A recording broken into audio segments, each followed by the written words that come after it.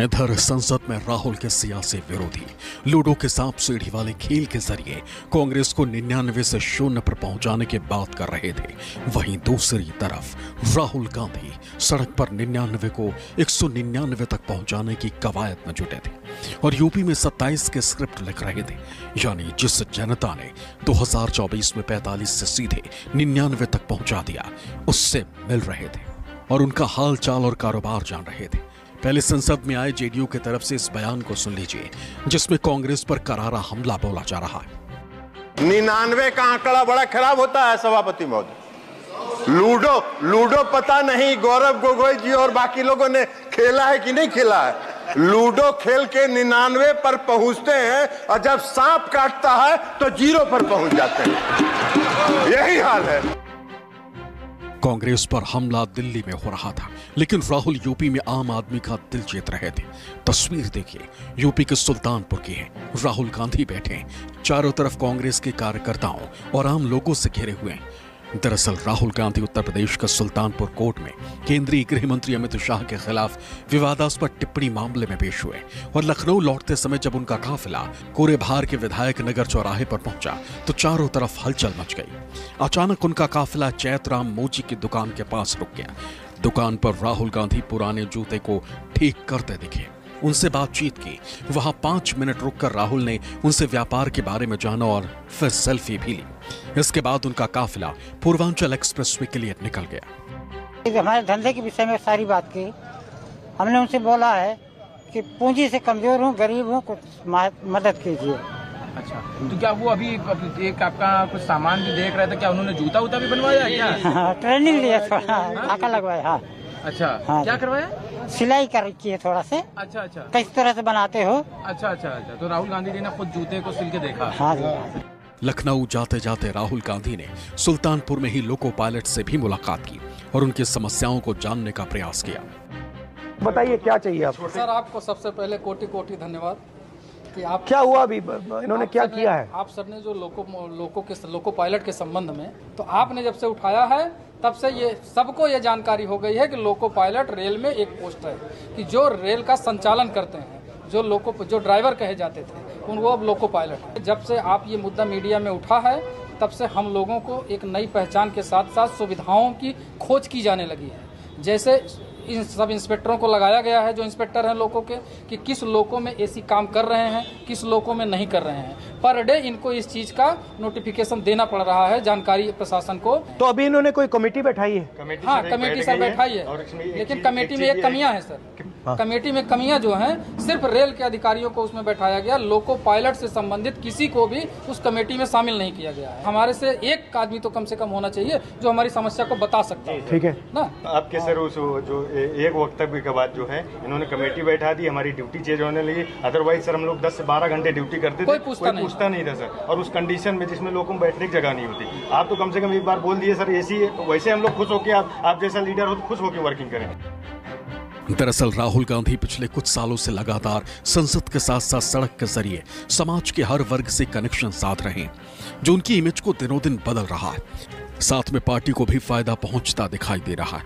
कभी एसी में रहने वाले पॉलिटिशियन का आरोप झेलने वाले राहुल गांधी अब आम जन से मिलकर जननायक वाली छवि बनाते दिख रहे हैं। एक तरफ जहां सरकार को एलओपी के तौर पर संसद से घेर रहे हैं, वहीं सड़क पर ऐसे लोगों से मिलकर सियासी कद और पद दोनों मजबूत करते नजर आ रहे हैं। राहुल गांधी का कद कितना बदला, उसकी एक और तस्वीर आज दिल्ली से आई। सरकार ने अपने पिछले कार्यकाल में जिस तरह राहुल गांधी से उनका बंगला खाली करा लिया गया था, आज उन्हीं राहुल गांधी को उसी सरकार ने उससे बड़ा बंगला अलॉट कर दिया जिसमें राहुल गांधी रहने वाले हैं। पिछले साल जब राहुल गांधी से उनका बंगला खाली करा लिया गया था तो बिना किसी विरोध या सवाल के राहुल ने चुपचाप बंगला खाली कर दिया और अपनी मां सोनिया गांधी के साथ रहने लगे थे। लेकिन समय का चक्र देखिए, राहुल का कद बढ़ा, पार्टी मजबूत हुई तो उन्हें बड़ा बंगला खुद सरकार ने मुहैया करा दिया। 5 सुनहरी बाग ये वो बंगला है जो उनको अलॉट हुआ है। इससे पहले 19 साल वो तुगलक, यानी जो कहा जाए कि तुगलक लेन में रहे। 19 साल रहने के बाद जब उनकी संसद सदस्यता रद्द हुई थी, उसके बाद उन्होंने आवास खाली किया था, जिसके बाद बहाली के बाद उन्हें वो कोई आवास उन्होंने नहीं लिया था, लेकिन नेता प्रतिपक्ष बनने के बाद उनको ये बंगला अलॉट किया गया है। और तस्वीरें ये हैं कि जिस तरीके से अभी एक टीम उनकी आई थी, मुआयना किया था और पूरी तरीके से देख के गए हैं, ये वो पूरा बंगला है जो उनका अब राहुल गांधी यहाँ रहेंगे। हालांकि ये तय नहीं है कि वो कब यहाँ आएंगे, लेकिन उनको ये बंगला अलॉट हुआ है। ऑफिस है ये, और पूरी तरीके से अभी पूरी टीम जो है, जिस तरीके से बताया जा रहा है, इसको निरीक्षण करने पहुंची थी। और क्योंकि अभी भी जो हाउसिंग जो अधिकारी हैं वो इस वक्त यहाँ पर आप मौजूद देख रहे हैं, तमाम लोग इस बंगले को देखने पहुँचे हैं। हालांकि इससे पहले जिस तरीके से तस्वीरें देखी गई थी, क्योंकि लंबे समय तक राहुल गांधी ने बंगला या आवास नहीं लिया था, क्योंकि संसद सदस्यता जब उनकी रद्द हुई थी, यानी जब गई थी, तो जो तुगलक लेन में जो उनका, तुगलक रोड पे जो उनका घर था, वो उन्होंने खाली किया था। खाली करने के बाद उन्होंने कोई हर गुजरते दिन के साथ राहुल गांधी की इमेज बदलती जा रही है। सितंबर 2022 में राहुल गांधी ने भारत जोड़ो यात्रा शुरू की, जिसका मकसद आम जन से खुद को कनेक्ट करना था और पार्टी से लोगों को जोड़ना था। यहां से शुरू हुआ राहुल गांधी का सफर, कभी ट्रक ड्राइवर, कभी मैकेनिक, तो कभी किसानों के साथ ट्रैक्टर चलाने तक पहुंचा। राहुल से जनता कितनी कनेक्ट हुई, उसका असर 2024 के नतीजों में दिखा। संसद में 45 सीटों वाली कांग्रेस 99 तक पहुंच गई और राहुल गांधी LOP बन गए। अब राहुल की निगाह यूपी में 2027 पर टिकी, जिसकी स्क्रिप्ट वो आम लोगों से मिलकर लिखने में जुटे। लोकसभा चुनाव के दौरान रायबरेली में जमीन से जुड़ने वाली ये तस्वीर देखिए। रायबरेली के एक सैलून में राहुल गांधी ने युवक से बाल कटवाते वक्त महंगाई से लेकर रोजगार तक के कई सवाल पूछे और जनता का मूड जानने की कोशिश की। और अपने काम के बारे में बताओ, कितने घंटे करते हो, कितना पैसा बनता है? अभी बन जाता है 400-500 रुपए, सुबह 7 बजे से रात को 8:30 बजे तक। और कैसे सीखे? सर जी गांव में सरेनी में सीख रहे थे, फिर मुंबई गए। किसने सिखाया? हमारे बड़े भाई। अच्छा, वो भी यही करते हैं? हाँ, वो भी करते थे। फिर आप बम्बई गए? हाँ। किसी सैलून में काम किया? हाँ, सैलून में सर जी नौकरी कर रहे थे। वो कैसा लगा? सर जी ठीक था, इधर गाँव में अपने इधर ज्यादा सही था। अच्छा, और कितने साल से कर रहे हो? सर जी 2005-6 से कर रहे हैं। अच्छा, दुकान किराए की है? हाँ सर। कितना देते हो किराया? 1500। और कितने लोग काम करते हैं? सर जी 3 लोग काम करते हैं। पापा क्या करते थे? बैंक में पीन है। अच्छा, कहीं पानी वानी देना। पूरा वीडियो 3 मिनट 25 सेकंड का था और इस वीडियो को पूरी प्लानिंग के साथ शूट किया गया था। राहुल की इमेज को आम जनता से जोड़कर मजबूत करने की ये तैयारी कामयाब भी रही।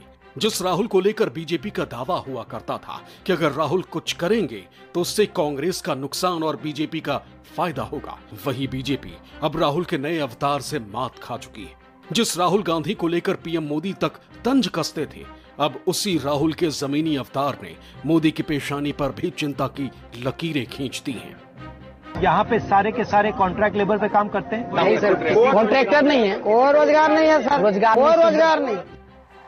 राहुल गांधी ने 2004 में अमेठी से चुनाव लड़कर राजनीति में कदम रखा। 2004 में कांग्रेस की सरकार बनी, लेकिन राहुल ने कोई मंत्री पद नहीं लिया। राहुल ने देश को समझने के लिए वक्त लिया। राहुल गांधी ने कभी दलितों के यहाँ खाना खाया तो कभी मनरेगा मजदूरों के साथ मिट्टी उठाई। लोगों के बीच पहुंचने के लिए राहुल ने मुंबई के लोकल ट्रेन में भी सफर किया। लेकिन इन सब के बावजूद जब जब कांग्रेस पर बड़ी मुसीबतें आईं तो राहुल ने चुप्पी साधे रखी और देश में तेजी से उभरती बीजेपी और नरेंद्र मोदी के निशाने पर आते चले गए।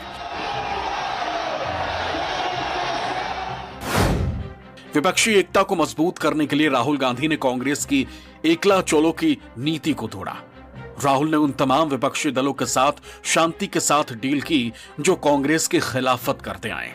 पीएम पद की महत्वाकांक्षा रखने वाली ममता को राहुल गांधी ने विपक्षी एकता में आने के लिए मनाया। दिल्ली अध्यादेश के मुद्दे पर नाराज चल रही आम आदमी पार्टी और केजरीवाल को राहुल संग लेकर आए। राहुल गांधी की बदली पॉलिटिक्स ने विपक्षी गठबंधन में मौजूद कांग्रेस विरोधियों को भी राहुल की तारीफ करने के लिए मजबूर कर दिया है। Our favorite Rahul Gandhi, Sharad Pawar ji, and all my youngsters who are sitting behind the dais, they are the future. Modi और बीजेपी के खिलाफ राहुल गांधी जितने मुखर रहे हैं, भारत में और कोई विपक्षी दल उस हैसियत में नहीं रहा। उन्होंने लगातार कहा है कि भारतीय जनता पार्टी एक सांप्रदायिक पार्टी है। उसने भारत के जनमानस को विभक्त कर दिया, जातियों में, संप्रदायों में। उनकी इस आलोचनाओं के जवाब में प्रधानमंत्री मोदी और उनके अनुयायी दल और उनके पार्टी के लोगों ने उनका बड़ा मजाक भी उड़ाया। लेकिन वो सारी बातें जब भारत जोड़ो यात्रा उन्होंने प्रारंभ की और पूरा देश उनके साथ में जुड़ने लगा तो वो सारी बातें गौण हो गई। कांग्रेस को जो राष्ट्रव्यापी एक हैसियत प्राप्त होने का सिलसिला बनाया राहुल गांधी के सहयोग से, उसको तो उनका संगठन भूल नहीं सकता। तो मुझे लगता है कि बड़ा उज्जवल भविष्य है राहुल गांधी का। भारत जोड़ो यात्रा के दौरान ही कांग्रेस के राष्ट्रीय अध्यक्ष पद का चुनाव हुआ, लेकिन राहुल गांधी ने इसमें किसी भी तरह से हस्तक्षेप नहीं किया। राहुल गांधी ने इससे संकेत देने की कोशिश की कि पार्टी में गांधी परिवार दूसरे नेताओं को भी तवज्जो देती है, जिसका नतीजा ये हुआ कि आज मल्लिकार्जुन खड़गे पार्टी के राष्ट्रीय अध्यक्ष हैं, जो गैर गांधी परिवार से ताल्लुक रखते हैं। करीब 2 साल पहले जब राहुल गांधी कन्याकुमारी से कश्मीर तक भारत जोड़ो यात्रा पर निकले थे तो उनके राजनीतिक विरोधियों ने उनका मजाक उड़ाया था। भारतीय जनता पार्टी के नेताओं ने उन पर कटाक्ष करते हुए दावा किया था कि राहुल गांधी का देश को एकजुट करना विडंबना है, क्योंकि वो उस गुट का हिस्सा है जिसे वो टुकड़े टुकड़े गैंग कहते हैं। राहुल गांधी अपनी खास सफेद टी शर्ट पहनकर सितंबर 2022 से जनवरी 2023 तक 12 से ज्यादा राज्यों और 4500 किलोमीटर की यात्रा पर निकले। पूरी यात्रा के दौरान उन्होंने भगवा पार्टी और उसके हिंदुत्व की राजनीति पर हमला बोला। कोच्चि से लेकर इंदौर तक और नांदेड़ से लेकर श्रीनगर तक उन्होंने बीजेपी पर भारत को बांटने और नफरत फैलाने का आरोप लगाया। भारत जोड़ो यात्रा के बाद समाज के सभी तबकों से मिलने का राहुल का जो सिलसिला शुरू हुआ वो बदस्तूर जारी है, और इसी की बानगी देखने को मिली पिछले दिनों दिल्ली के कीर्ति नगर में, जहां कांग्रेस नेता राहुल गांधी एशिया के सबसे बड़े फर्नीचर मार्केट में कामगारों से मुलाकात करने पहुंचे। राहुल गांधी ने आरी चलाई, रंडा चलाया, हथौड़ी भी चलाई, मिनटों में कर दी फर्नीचर की मरम्मत। राहुल की कलाकारी देखने के लिए एशिया के सबसे बड़े फर्नीचर मार्केट में मेला लग गया। मानो दिल्ली की पूरी आबादी कीर्ति नगर पहुंच गई। कीर्ति नगर की गलियां राहुल गांधी के समर्थन में लगे नारों से गूंज उठी। भीड़ राहुल से संघर्ष करते रहने का वादा करती रही। राहुल गांधी को देश का सबसे लोकप्रिय नेता भी बताने लगी। ढेर सारे लोग मोबाइल से राहुल गांधी का वीडियो भी बनाने लगे।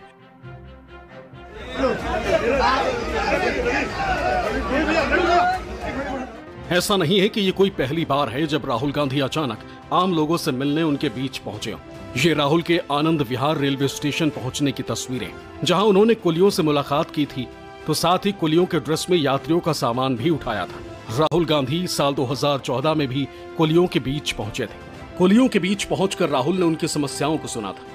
कुली की रेट का आज से कम 10-12 साल पहले 60 रुपए थी, उसको 100 रुपए कर दिया, ये बदला है 40 रुपए। एक साल में डॉक्टर की फीस 100 रुपए से 1000 हो जाती है और हमारे 40 रुपए बढ़े, ये बदला है बस 40 रुपए बदले। बताओ 10 साल। ये आपको कैसे चोट लगी? ये सर एक ठेले से लग गई थी।